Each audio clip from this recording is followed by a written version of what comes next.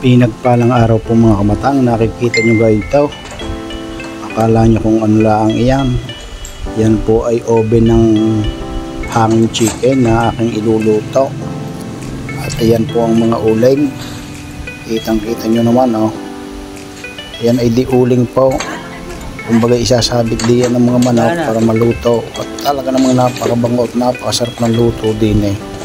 Yung payang-ayang, yung ang luto ay talagang natulo yung mantika. Yan, ganyan, nakahango. Ipapasok ko yan ito sa loob. Tingnan yung mga kagaganda ng manok. Hindi po yung malalaglag pagka yung nakakawit ng ganyan sa breast o sa pakpak. O, yan. O. Hanging chicken. O, yan. Ilalagay diyan sa loob. Talagang yan ay pinasadya pa eh. Tingnan nyo naman.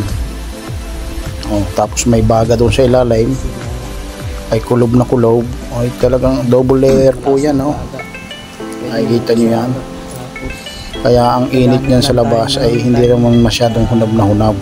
Kasi double layer po yung ating yung oven yan oh. Yan oh. Tingnan nyo yung baga. Kita nyo nagbabaga oh. Tulo-tulo pa ang mantika. Gayaan ang maganda. Kulob na kulob. Tapos natulo ang mantika. At saka napakasarap ng luto din eh. Hindi naman sa pagyayabang. Kung arilayin yung matitimusan o matitikman ay talaga namang makakalimutan mo yung pangalan kung hindi mo ililista. Ayan, at nag-adlaan tayo ng konting uling para lalong maganda ang luto ng ating hanging chicken o manok na nakahanger. Yan. Oh, may pasingawan pa sa taas. Kita nyo yan. Oh. Tapos sa ilalim, oh. Hindi po siya masyadong mainit sa labas. Kasi nga kulob na kulob sa loob. Sa loob na napakainit. At sa mga hindi pa po nakaka-subscribe sa aking YouTube channel at FB page, Batang Kurat, please subscribe my YouTube channel and FB page, Batang Kurat. Nagsasabing mabuhay po tayong lahat. God bless us all and count your blessings. Mabuhay. Yan, may temperatura po tayo dyan. 200 degrees Celsius at lulutuin po natin yan ng 40 minutos. Yan, nagluto na nga po. At kita nyo naman po sa ganda ng pagkakalutong yan. Oh. Oh. Ay, healthy pa yan. At saka tulo ang mantika po.